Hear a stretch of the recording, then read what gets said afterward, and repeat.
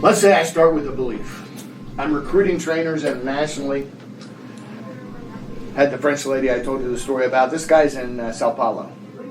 And he's really useful to me because he speaks 2 languages, Portuguese and Spanish. He's forward deployed. We got a lot of business going on in South America. So I bring this guy on. His name is Norberto.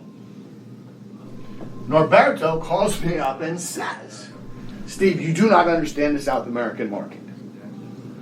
I said, what do you mean? He said, you want to charge, this was pricing back then, $10,000 a day for sales training. I've been doing sales training here for 10 years. I'm one of the most successful guys on the continent. That's why you picked me, so you should listen to me. I charge $500 a day. And I'm telling you, in South America, that's the best you can get. Now, if Norberto truly believes that, then what is he going to do? How's he going to respond when he goes out on a sales call with a potential client of ours and they act a little upset about the price? What's he going to do? He's only going to get the maximum 500. He's going to discount, and he's going to discount right down to $500, right? Yeah. Let's continue the analysis. Let's say that happens. Let's say, in the end, the outcome, the result he gets, is that he wins the deal at 500. Now, what does that do to the belief he had? Reconfirms. Reconfirms the belief, plus what's he going to do?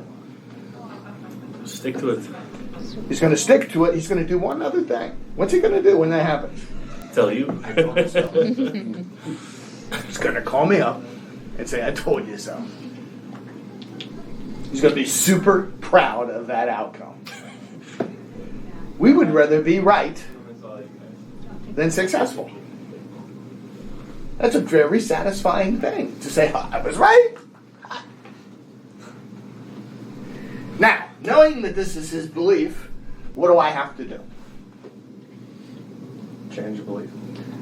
Yes. And how do you change somebody's belief? You understand the problem with beliefs is that we believe 100% of our beliefs.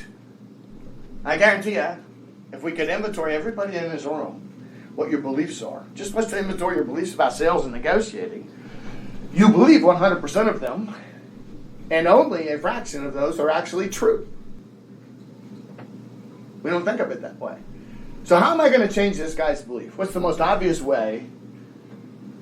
I mean, I can't let him go out and talk to customers, right? What's he going to do? He's going to discount from 10 to 5, and that's just going to create a whole mess in the marketplace. So I say to Norberto, if you get a lead, or if I have a lead I'm going to pass to you, first 10 times, we'll get on the phone together. We'll do a 3-way call. You can translate as required, but I am going to lead the call, show you how to use the selling system in a selling of sales training environment.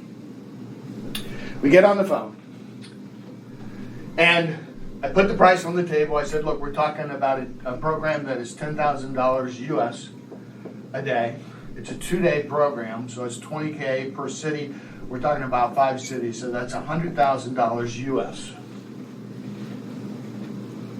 Is it feasible for us to continue our conversation? We had been speaking English up until this point.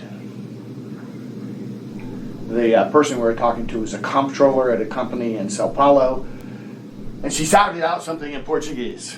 I asked him later, what did she say?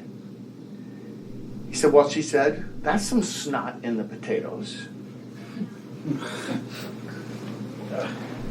But I know when I put the price on the table, I know what's going to happen. She's going to flinch.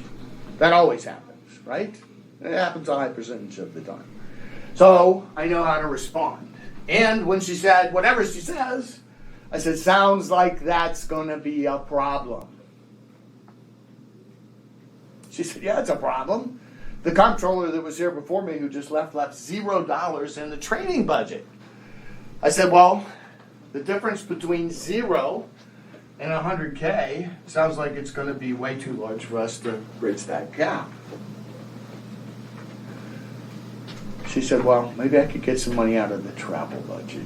Maybe I could get some over here. In the end, what do you think she paid for that sales training? $100K. Now, the point of this is not that, but Norberto's listening to this whole call. Do you think Norberto, after this call, still sells sales training at $500 a day? No. No. What's the only thing that's changed? Just his belief. So beliefs. You have beliefs. You believe 100% of them. Some fraction of those are actually true and valid. Some fraction of them are not true and valid, although you think they are today. That's another argument for this process of call recording and using call recordings to critique you, because we're not just working on technique.